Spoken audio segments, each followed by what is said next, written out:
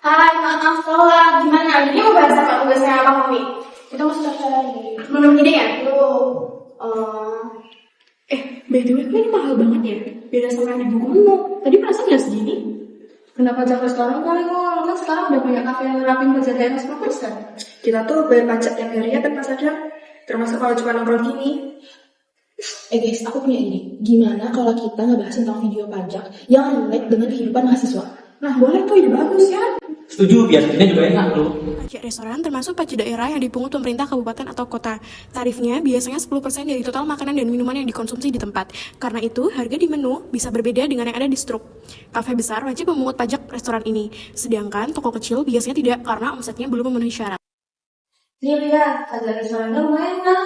Oh, pantas. Sama mereka sengaja naikin harga. Enggak lah, cuma kewajiban mereka harus lapor Pemda. Oh, betul mah. Biasanya nggak ada pajak daerahnya. Ya udah sih sekarang, kita kan kadang ngerasa mahal. Padahal ya emang kan ada pajak resmi. Guys, ini klien freelance-ku baru aja ngirim invoice. Tapi dia bilang nanti bakal dipotong pajak sekarang. Oh, itu PPh 0,5% mungkin. Freelancer kan sering kena kayak gitu. Iya, mahasiswa yang kerja desain, video, jasa penghasilan, biasanya juga kena PPh final. Nah, yang kayak itu bagus tuh yang masukin video. Soalnya banyak mahasiswa yang dapat duit dari freelance. Penghasilan dari freelance juga ada pajaknya. Mahasiswa yang menerima penghasilan dari jasa seperti desain dan editing bisa dikenakan PPh final 0,5% dari total pendapatan. Biasanya, klien akan memotong pajak ini terlebih dahulu dan memberikan bukti potong. Bukti tersebut nanti dipakai saat melaporkan SPT tahunan sebagai bukti pajak yang sudah dibayar. Oh, pantesan itu orang kira kayaknya untung sendiri. Enggak dong. Berarti kalau kita freelance gitu, sebenarnya udah termasuk wajib pajak dong. Ya, walaupun nominalnya kecil, tetap ada aturannya. Tempat.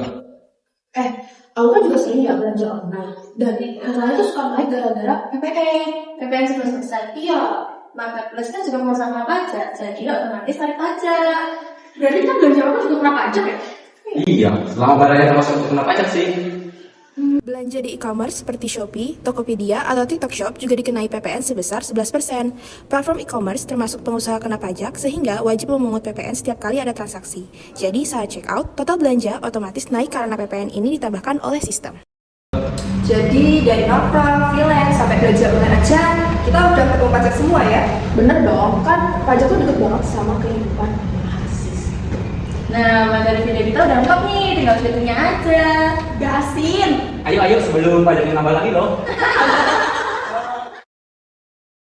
Pajak bukan cuma urusan orang kantoran. Dalam kehidupan mahasiswa pun, pajak muncul dalam aktivitas mulai dari makan di kafe, kerja freelance, hingga belanja online. Dengan memahami pajak sederhana seperti ini, kita bisa lebih sadar bagaimana sistem perpajakan berjalan dalam kehidupan sehari-hari.